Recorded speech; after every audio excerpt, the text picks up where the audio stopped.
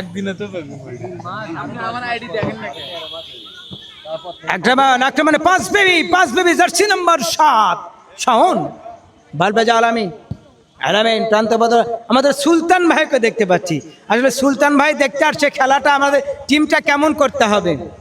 এই সুলতান ভাইয়ের খেলা আমাদের ইউসুফ ভাইয়ের সাথে আমাদের খায়রুল ভাইকে দেখতে। খায়রুল ভাই একজন ফুটবল পাগল মানুষ, ফুটবলের জন্য ছুটে চলেছেন এ প্রান্ত থেকেও প্রান্ত। আত্রাই মাঠের চ্যাম্পিয়ন, অনন্তবালা মাঠের চ্যাম্পিয়ন, অনেকগুলি মাঠে ফাইনালে ছিল এই শেরপুর ফুটবল একাডেমি। দুর্ভাগ্যজনক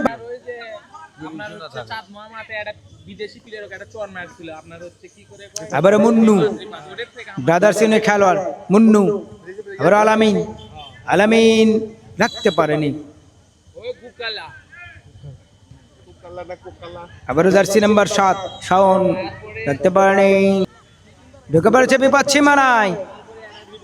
এ যাত্রা আবার শ্যামল বালবাজে রাহাত সহকারী পতাকা মজনু শাহ। আসলে রোজার দিন অনেকেই, যদিও দর্শক প্রচুর সংখ্যক দর্শক হয়েছে রোজার মধ্যেও, কিন্তু দর্শকের ব্যাপক সমাগম ঘটবে আগামী ঈদের দ্বিতীয় দিন।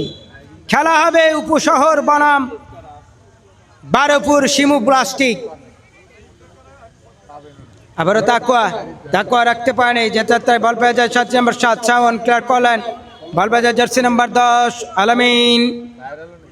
আলামিন থেকে আবার বড় আলামিন ঢুকাবার পত্তায় সৈকত থেকে বড় আলামিন চমৎকার রাইট উইং পজিশন থেকে আবার লেমন শূন্য ভাসালেন।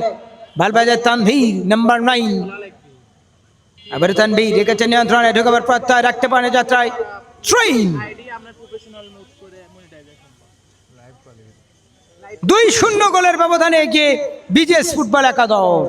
কিন্তু এটা যে অনিশ্চয়তার খেলা, এটার অসংখ্য ম্যাচের রেকর্ড রয়েছে যেখানে 2-0 গোলে পিছিয়ে থেকে কাম ব্যাক করতে পারে।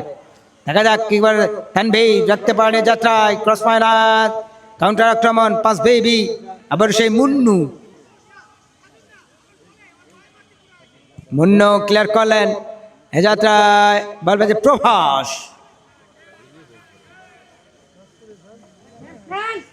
আচমকা 2টি গোল হজম করে প্রভাস, মানে নাথিং টু ডু, করার কিচ্ছু ছিল না। আবার বল পেয়ে যায় লেমন বল পেয়ে যায় আলামিন রাখতে পারেনি।